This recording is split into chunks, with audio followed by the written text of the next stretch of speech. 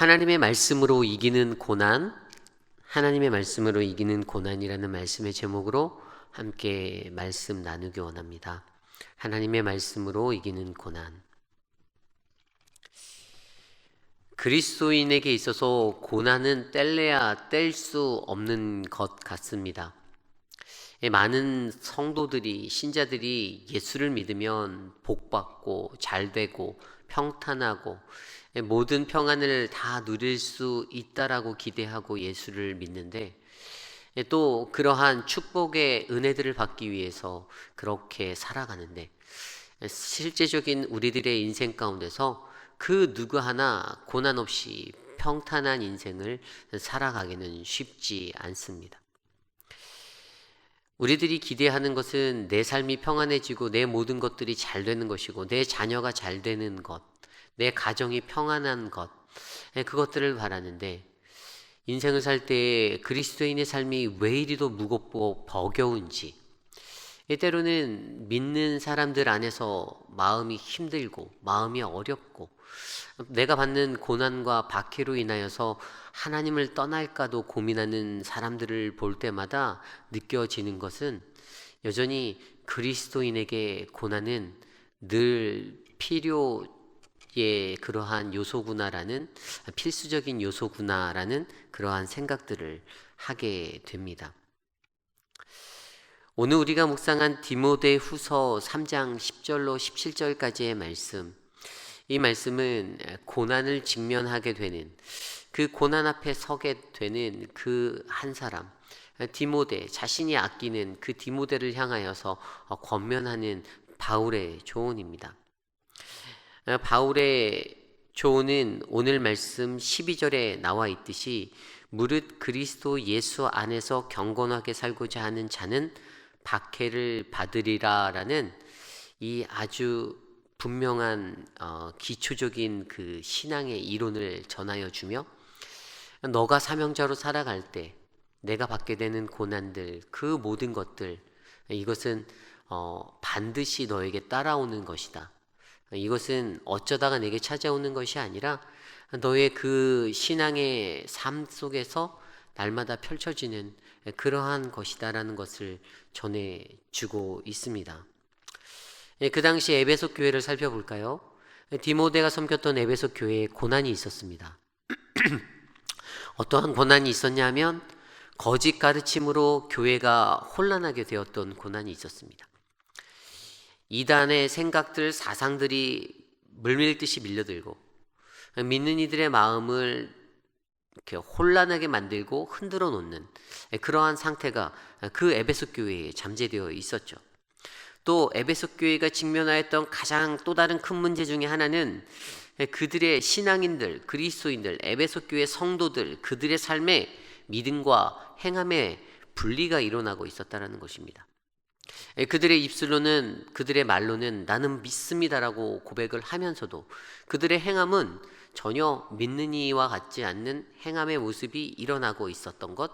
그래서 우리가 어제 살폈던 말씀에 경건의 모양은 있으나 경건의 능력, 하나님의 그 능력이 없다라고 그렇게 바울이 이야기하였던 것이죠. 결국에 한마디로 말하면, 이 거짓 가르침 그리고 믿음과 행함이 분리된 이러한 모습들 가운데 에베소 교회는 아파했습니다. 그들은 건강하지 않았습니다. 건강한 교회로 세워져 가야 하는 교회인데 그 교회가 건강하지 못해서 아프고 있었던 것이죠. 게다가 그러한 교회를 이끌고 있는 디모데에게도 어떻게 해요? 역경이, 고난이 찾아옵니다. 성도들로부터 받는 어려움도 있었을 것입니다. 자신이 이끌고 있는, 그 자신이 리더십을 발휘해서 이끌고 있는 그 양떼들, 그들로부터도 받는 어떤 어려움, 모욕과 핍박과 비난과 우겨쌈을 당하는 그러한 모습들이 있었을 거예요. 그러한 상황에 처한 디모데를 향해 바울이 말하는 것이죠. 바울이 어떻게 이야기하였을까요? 오늘 말씀 10절 11절은 이렇게 이야기합니다. 나의 교훈과 행실과 의향과 믿음과 오래 참음과 사랑과 인내와 박해를 받음과 고난과 또한 안디옥과 이고니온과 루스드라에서 당한 일과 어떠한 박해를 받은 것을 내가 과연 보고 알았거니와 주께서 이 모든 것 가운데서 나를 건지셨느니라. 바울이 주는 희망적인 메시지는요, 바울의 그 선포를 담고 있죠. 바울이 믿는 하나님, 그 하나님이 이 모든 어려움들 가운데서 나를 건져 주셨다라는 그의 확고한 마음을 전하고 있습니다. 그런데 이것을 설명할 때 바울이 뭐라고 이야기합니까? 디모데, 너는 알고 있잖아. 디모데, 너 기억하고 있지? 내가 너에게 가르쳤던 거, 그 가르침들, 내 인생의 길들, 나의 목적, 믿음과 인내, 사랑과 내가 보여줬던 그 지구력, 인내하는 그 오래 참음, 그리고 박해를 받고 고난을 당하였던 그 모든 시간들을 디모데야, 네가 기억하고 있잖아. 너 이것에 대해서 공감하고 있잖아 라고 그가 이야기하는 거예요. 너가 그렇게 보았던 그 모든 시간들 속에서 동일하게 오늘 이 순간 에베소 교회에서 내가 당하는 그 너의 환경, 너의 삶의 처지들, 이것들을 네가 바라봐야 해 라고 말하는 것이죠. 거기에서 그 어려움, 네가 목격하고 묵도하였던 그 어려움을 내가 극복하였던 것, 그것은 내가 아니라 바로 주께서 이 모든 것 가운데서 행하시고 나를 보호하시고 나를 건져주셨던 것을 내가 믿어야 한다. 디모데가 처한 그 어려움 가운데서 바울이 주는 가장 키포인트적인 그 열쇠의 핵심의 한 가지는 바로 이 모든 것 가운데서 나를 건지시는 그 하나님을 붙잡아라. 바로 이 음성이었습니다. 바울이 믿는 그 하나님에 대해 디모데가 공감할 거라고 확신하는 바울의 확신도 담겨 있는 듯하죠. 바울 또한 믿었습니다. 내가 그랬듯이 너 또한 바로 내가 믿는 그 하나님을 굳세게 붙잡음으로써 이 위기를 이겨낼 수 있을 거야 라는 그러한 마음을 전하게 되었던 것이죠. 그리스도인에게 찾아오는 고난이라는 것, 이 경건한 자에게 찾아오는 그 박해 늘 있다라고 설명해 주며 네가 잘못된 게 아니야. 디모데가 사역을 하다가 그런 어려움들을 당하였을 때, 야, 이거 내가 올바르게 가르치지 못해서 그런 거 아닌가? 내가 지도력을 올바르게 발휘하지 못한 거 아닌가? 내 리더십에 문제가 있는 게 아닐까라는 염려도 하였을 것입니다. 자신을 돌아보아서 지금 이 교회가, 에베소 교회가 이렇게 혼란한 게 나의 지도력의 부재, 내 리더십의 부재, 나의 능력 없음 때문은 아닌가라고 땅을 치며 애통해했을 것입니다. 그때마다 하나님 앞에 더욱더 엎드리고 기도하고 나아갔던 그 디모데를 향하여 바울이 주는 그 권면의 메시지는 그리스도인 경건한 자에게 찾아오는 고난, 늘 함께하는 그 고난, 하지만 그것이 좌절과 절망의 자리가 아니라 그 속에서 일하시는 하나님, 내가 믿는 그 하나님, 나를 건져주실, 나를 구하여 주실 The Lord rescue me 하였던 그 하나님을 내가 바라보라라고 말씀해 주시는 것이지요. 사도 바울의 인생 가운데 고난들이 어떠했습니까? 그의 인생은요, 자신의 삶 가운데 자신이 복음을 전하고 복음을 증거하고 전도 여행을 나가서 다닐 때마다 그때마다 자신의 목숨을 위협당하는 그러한 고난으로 찾아왔습니다. 그 고난을 자신이 표현하였는데 고린도 후서 11장 23절 후반부터 27절까지 이렇게 기록하고 있습니다. 내가 수고를 넘치도록 하고 옥에 갇히기도 하고 더 많이 하고 매도 수없이 맞고 여러 번 죽을 뻔하였으니 유대인들에게 40에서 하나 감한 매를 5번 맞았으며 3번 태장으로 맞고 강도의 위험과 동족의 위험과 이방인의 위험과 수많은 시내의 위험과 광야의 위험과 바다의 위험과 거짓 형제 중에 위험을 당하고 또 수고하며 애쓰고 여러 번 자지 못하고 줄이며 목마르고 여러 번 굶고 춥고 헐벗었노라. 아멘. 그가 선포한 자기가 당한 그 경험의 고백들, 그 고난의 경험들 어떻다고요? 그냥 죽을 뻔한 이야기들이 수도 없었다라고 말하지 않습니까? 루스드라에서 돌에 맞아 거의 죽을 뻔했을 때 사람들이 어떻게 했습니까? 그가 죽은 줄 알고 성 밖에다 그를 갖다 버렸던 적도 있었습니다. 8번이나 죽을 고비를 넘겼던 바울의 삶이 있었습니다. 이렇게 목숨의 생사가 오고 가는 그 죽음의 고난 왜 받았죠? 바로 복음 때문에 받았지 않습니까? 그렇기 때문에 이러한 복음의 자리를 그가 경험하였던, 고난받았던 그가 자기가 사랑하는 애제자 디모데에게 할 수 있는 권면은 바로 내가 목도하고 내가 바라봤던 나의 고난의 현장, 오늘 내게 임한 너의 고난의 현장, 그 속에서도 그 복음 때문에 수고하는 우리를 위하여 하나님은 여전히 일하고 계신다라는 사실을 알려주는 것이죠. 그렇다면 저와 여러분 우리들이 고민해 보아야 하는 것, 그것은 바로 복음을 전하다 고난당한 바울의 삶, 또 디모데의 삶, 그것들을 보며 과연 나는 복음으로 인해 고난받고 있는가에 대해서 묵상해 보아야겠죠. 오늘 이 시대를 살아가는 우리들도 고난당한다라고 내가 표현하고 말할 수 있을 것입니다. 하지만 그 고난이 내 삶의 문제, 나의 개인적인 문제, 나를 위한 어떤 내 삶의 것들로 내 삶의 질의 퀄리티에 관한 문제 때문에 받는 고난인지, 아니면 내가 받는 고난이 복음으로 인해서 받는 고난인지, 복음으로 말미암아 받는 고난인지를 되돌아보는 우리들의 삶이 되기를 원합니다. 저는 어렸을 때 판교 신도시가 개발되기 전에 그곳의 삼평동이라는 동네에 살았습니다.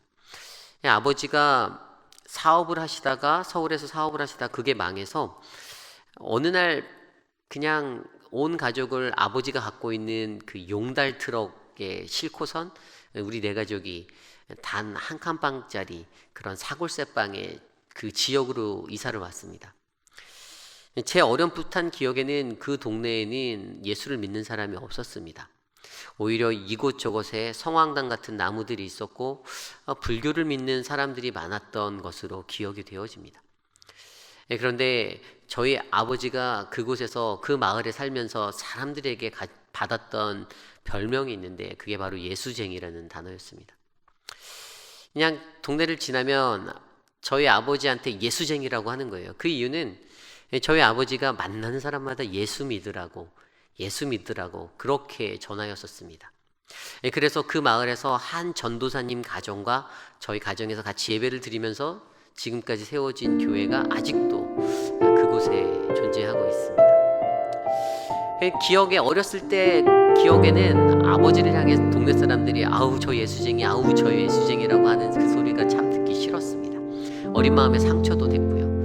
그래서 나는 교회 열심히 다니지 말아야겠다라는 생각도 해본 적도 있습니다. 실제적으로 저희 집에 무슨 일이 있으면요, 집안일보다 아버지는 다른 사람들 도우러 나가는 일에 발벗고 나섰습니다. 그리고 그 전도사님과 시작된 교회에서 그 지역의 어린아이들, 가난하고 어려웠던 그 어린아이들이 교육을 제대로 받을 수 있기 위해서 선교원을 같이 차려서 운영을 하셨는데 무려 7년 동안 그 일들을 감당하셨는데 그때 지었던 빚이 굉장히 많았던 것들을 저는 기억합니다. 그럼에도 불구하고 아이들이 매달 낼 수 있는 그 월사금을 못 내더라도, 학비를 못 내더라도 이 아이들을 케어하기 위해서 그렇게 해서 그 지역사회에 교회가 세워지고 아직까지도 그 교회가 유지되고 있는 것은 하나님의 은혜라는 사실을 저는 기억합니다. 저희 아버지들을 예로 들었지만 사실 이 세상에는 그렇게 예수님만을 바라보며 살아가는 이들이 참 많이 있습니다. 그 복음을 위해서 살아가는 분들이 많이 있습니다. 그 복음을 전하기 위해서 내가 가진 것 다 헌신하는 분들 많이 있습니다. 그러한 삶을 보면 바로 바울이 당했던 고난, 그 고난의 자리들이 생각나게 됩니다. 그런데 바울이 여기에서 멈추지 않습니다. 그러한 인생을 살아가는 자들, 그러한 고난 앞에 선 자들에게 가장 큰 해결책의 솔루션을 전해주는데, 그것을 이길 수 있는 비결을 한 가지 더 가르쳐주는데, 그것이 바로 오늘 말씀 14절 이후에 나와 있습니다. 사실 13절에 나온 대로 세상은요 계속 악해지고 있다라고 증언하지 않습니까? 악한 사람들과 속이는 자들과 더욱 악하여져서 속이기도 하고 속기도 하고 이게 세상의 모습이다라고 설명하는데, 그 세상 속에서 고난 받을 때 그 사명자가 이길 수 있는 가장 큰 힘, 바로 14절 이후에 나와 있는 그러나 너는 배우고 확신한 일에 거하라. 너는 내가 누구에게서 배운 것을 알며 또 어려서부터 성경을 알았느니 성경은 능히 너로 하여금 그리스도 예수 안에 있는 믿음으로 말미암아 구원에 이르는 지혜가 있게 하느니라. 모든 성경은 하나님의 감동으로 된 것으로 교훈과 책망과 바르게 함과 의로 교육하기에 유익하니 이는 하나님의 사람으로 온전하게 하며 모든 선한 일을 행할 능력을 갖추게 하려 함이라. 아멘. 사도 바울이 고난 앞에 선 사명자에게 주는 그 키포인트, 그 열쇠가 바로 무엇입니까? 그것은 바로 말씀 안에 거하라입니다. 말씀 안에 거하라. 그리고 그 말씀이 주는 성경의 유익에 대해서 15절부터 17절까지 세 가지로 얘기하는데, 예수 안에 있는 믿음을 기초로 구원에 이르는 지혜를 갖게 한다라고 말합니다. 두 번째는 교훈과 책망과 바르게 함과 의로 교육한다라고 이야기합니다. 세 번째는 온전케 한다. 그것이 바로 말씀이다라고 말합니다. 성경을 접하는 자, 하나님의 말씀을 안고 살아가는 자, 그들에게는 예수 그리스도 안에 있는 믿음을 기초로 하여금 구원에 이를 수 있다라는 확신을 갖게 합니다. 이것을 굳게 믿게 합니다. 세상에 그 어떠한 길도 아닌 오직 하나님의 말씀 예수 안에서 내가 예수 그리스도로 말미암아 구원에 이를 수 있다라는 그 참된 진리를 얻게 합니다. 세상에 살아가는 수많은 사람들이 고민합니다. 무엇으로 구원을 얻을 수 있을까? 성 어거스틴도 그러한 마음 때문에 혼란하게 그렇게 살았던 젊은 시절이 있었습니다. 무엇 때문에 구원을 얻어야 하는가, 이 땅의 진리는 과연 무엇인가를 찾아 헤매고 방황하였던 그의 인생 가운데 그가 만난 하나님, 그 하나님의 역사가 오늘 이 시간 우리들에게도 동일하게 부어진다라는 것이죠. 구원이라는 것은 무엇입니까? 예수를 믿는 믿음 안에서 우리가 이룰 수 있는 것입니다. 세상의 그 어떠한 다른 것들로 얻을 수 있는 것이 아닙니다. 참된 것, 바로 예수 안에 선다라는, 하나님 안에 거한다라는 그 믿음 안에서 얻을 수 있는 구원을 바로 성경을 통해서 우리는 확신할 수 있다는 사실이죠. 교훈과 책망과 바르게 함과 의로 교육하는 것은 무엇을 말합니까? 세상에는 수많은 교육들이 우리들에게 쏟아집니다. 수많은 정보와 지식이 우리들을 덮칩니다. 나는 똑똑하다, 나는 더 똑똑해질 수 있다라는 기대를 가지고 사람들이 많은 것들을 누리고 살아갑니다. 그런데 결코 사람이 사람을 바꾸지 못합니다. 결국 사람을 바꾸는 것은 수많은 지식, 수많은 정보, 권세와 그들의 위험이 아니라 바로 오직 하나님의 말씀, 이것만이 나를 교정할 수 있고 나를 고칠 수 있고 나를 바르게 만들 수 있다는 것입니다. 어떻게 해야 내 자녀들을 바르게 양육할까? 하나님의 말씀으로 자녀들을 양육할 때 자녀들이 바르게 자라나는 것이죠. 세상에 넘쳐나는 철학, 인문, 종교, 그 세상의 많은 지식들, 그것들이 아니라 바로 하나님의 말씀으로 나를 만질 때, 나를 비추어 볼 때 내가 바뀌고 내가 변화되는 하나님의 그 거듭남의 새로운 역사를 우리는 경험할 수 있다는 사실입니다. 성경이 주는 마지막 유익은 바로 온전케 한다라는 것이죠. 온전케 하는 것은 무엇입니까? 오늘 말씀 17절에 보면 하나님의 사람으로 온전케 하는 겁니다. 그냥 사람으로서 온전케 되는 게 아니라 하나님의 사람으로서 어떻게 우리가 만들어질 수 있을까 고민하게 되는 것이죠. 내가 하나님의 사람으로서 온전케 되려면 이 온전케 한다, 헬라어 아르티오스, 이것은 적합하다라는 헬라어 아로라는 단어에서 파생되어서 완전히 적합한의 의미를 가진 단어입니다. 완전히 적합한. 그러니까 하나님의 사람으로서의 완전히 적합한 그 가장 합당한 것들로 온전케 하는 것, 이것이 바로 하나님의 말씀이죠. 결국에 하나님의 사람들, 그 사명자들은 반드시 하나님의 말씀, 성경으로서 말미암아 그들이 가져야 하는 그 자질들을 갖출 수 있다라는 것을 우리에게 알려주고 있습니다. 이 성경의 유익을 가지고 그렇게 이야기합니다. 이 세상에 내가 거할 때 내가 받는 고난 앞에서 그 하나님의 말씀 안에 거함으로 내가 이 위기를 이길 수 있다, 이 어려움들을 극복할 수 있다라고 설명합니다. 그럴 때 우리들이 궁금해할 수 있잖아요. 우리가 조금 어떤 궁금증을 가질 수 있잖아요. 이런 질문을 던질 수 있습니다. 그래요, 하나님, 내가 하나님 앞에 말씀 날마다 접하고 사는데, 하나님, 내가 말씀으로 사는데 여전히 내 삶은 힘듭니다. 하나님, 나는 그래도 못 이기겠습니다라고 말할 수 있잖아요. 그래서 바울이 주었던 또 다른 조언이 무엇인지 아십니까? 로마서 8장 26절 27절에 나와 있는 말씀, 이와 같이 성령도 우리의 연약함을 도우시나니 마땅히 기도할 바를 알지 못하나 오직 성령의 말할 수 없는 탄식으로 우리를 위하여 간구하시느니라. 마음을 살피시는 이가 성령의 생각을 아시나니 이는 성령이 하나님의 뜻대로 성도를 위하여 간구하심이니라. 아멘. 하나님의 말씀을 내가 붙잡고 살아가는데 하나님, 내 안에 아직 그런 역사가 일어나지 않습니다라고 고백한다라면, 그런 궁금증을 던진다라면 과연 성령의 역사, 그분의 역사하심을 내가 믿는가에 대해서 다시 한번 우리가 생각해 보아야 하는 것이죠. 분명히 말씀으로 우리에게 말씀해 주시잖아요. 성령이 우리의 연약함을 도우신다. 성령이 우리를 위하여 탄식하신다. 우리를 위하여 간구하신다. 그래서 성령이 하나님의 뜻대로 성도가 살도록 그렇게 간구하는 이것들을 믿을 때에 어떤 일들이 일어난다고요?